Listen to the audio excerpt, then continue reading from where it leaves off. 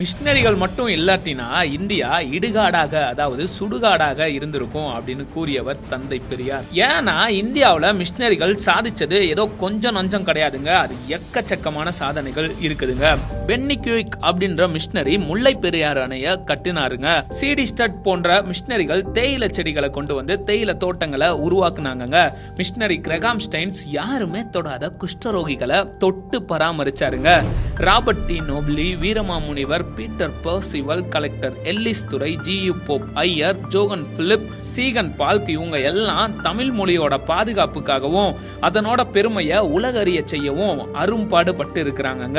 Machinery ராணியஸ் சிறை கைதிகளுக்குன்னு நல்வாழ்க்கைய உருவாக்குனாருங்க. 100க்கும் மேற்பட்ட பள்ளிக்கூடங்களை தென்னாட்டுல உருவாக்குனாருங்க. மிஷினரி ராணியஸ் அது மட்டும் இல்லாம ஆசிரியர் பயிற்சி பள்ளிகளையும் உருவாக்குனாருங்க. மிஷினரி ரிங்கல் தோப்பே பெண்கள் மாராப்பு சேலை அணிய இருந்த தடைய நீக்கிறதுக்காக அரும்பாடு பட்டாருங்க. தாழ்த்தப்பட்ட மக்கள் உயர வழிவகை செய்தாருங்க மிஷினரி ரிங்கல் தோஃபே. அடுத்ததா மிஷினரி வில்லியம் கேரி சதி என்னும் உடன்கட்டை ஏறும் கொடிய பழக்கத்தை ஒழிக்க பாடுபட்டாருங்க.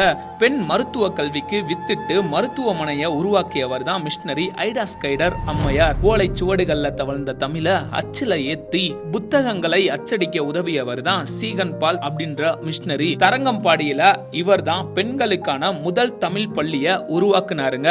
சிவகாசியில வெடிமருந்து ஆலைகளை உருவாக்கி உலக அளவுல பிரபலமாக காரணமானவர் மிஷினரி ராக்லாண்ட் தான். எடித் மேரி பிரவுன் அப்படின்ற மிஷினரி வட இந்தியாவில மருத்துவ சேவை ஆற்றியதோடு பெண்கள் மருத்துவ கல்வி கற்கவும் மருத்துவ கல்லூரிகளை ஆரம்பிச்சாருங்க. பிரான்சிஸ் சேவியர் ஐயா கடற்கரை ஓரங்கள்ல சென்று மீனவ மக்கள் நல்வாழ்வுக்குன்னு பாடுபட்டாருங்க. ஏமி கர்மைக்கல் அப்படின்ற மிஷினரி சிறு வயதிலேயே பெண் பிள்ளைங்களை இந்து கோயில்கள்ல தேவதாசி அப்படின்ற இழிவான பணிக்கு கொண்டு சென்று விடுகிற மூட பழக்கத்தை எதிர்த்து அதை தடை செய்ய அரும்பாடுபட்டாருங்க. பெண் பிள்ளைங்களை எடுத்து வளர்த்தாருங்க. அநாத பிள்ளைங்களுக்கு அடைக்கலம் தந்து ஆதரிச்சாருங்க.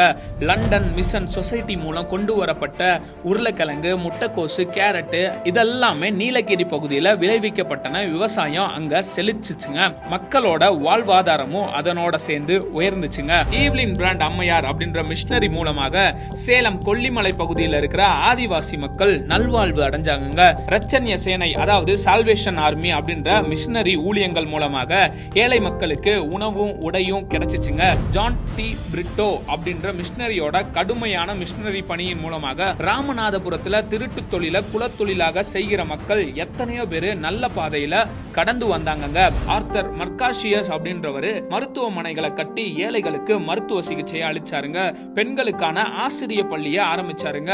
விதவை பெண்களின் மறுமலர்ச்சிக்காக போராடினாருங்க. இது மட்டும் இல்லாம நம்ம எல்லாருக்குமே தெரிஞ்ச அன்னை தெரசா அன்பின் பணியாளர் சபை ஒன்றை நிறுவி குழந்தைகள், பெண்கள், அனாதைகள், நோயாளிகள், முதியோர்கள், சமுதாயத்துல பின்தங்கி இருக்கிறவர்களுக்கு ஆதரவு கொடுத்தாருங்க. இன்னும் கொடுத்து கொண்டே தான் இருக்கிறாருங்க. மிஷினரிகள் வந்ததாலதான் ஆங்கில கல்வி நிறுவனங்கள் உருவாச்சு. விஞ்ஞான கருவிகளும் தொலைத்தொடர்பு கருவிகளும் நவீன வாகனங்களும் மருத்துவ உபகரணங்களும் எல்லாவற்றிற்கும் மேலாக ஒழுக்கமும் நாகரிகமும் உயர்கல்வியும் கிடைச்சிச்சுங்க. கொடுக்கப்பட்ட மக்களுக்கு கல்வி கிடைக்க முக்கியமான காரணம் கிறிஸ்தவ மிஷினரிகள் தான். கொடுக்கப்பட்ட மக்களுக்கு பஞ்சமி நலம் கிடைக்க காரணமானவங்க இந்த கிறிஸ்தவ மிஷினரிகள் தான். இன்னைக்கும் பட்டியலினத்தவர் அப்படின்னு அழைக்கப்படுகிற சமுதாயத்தால ஒடுக்கப்பட்ட ஒருத்தவங்க மேல் சாதி பிராமணனோட சரிக்கு சமமா உட்கார வச்சதுக்கு காரணம் யாரு? கிறிஸ்தவ மிஷினரிகள். பெண்கள் மார்பை மறைக்க வரி கட்டணும், அதை எதிர்த்து ஒழிக்க பாடுபட்டது யாரு? கிறிஸ்தவ மிஷினரிகள். பெண் குழந்தைங்க தேவதாசியா பிராமணர்களுக்கும் மேல் சாதி காரணங்களுக்கும் உடல் மூலமா சேவை செய்யணும், நடனம் மூலமா உற்சாகப்படுத்தணும்,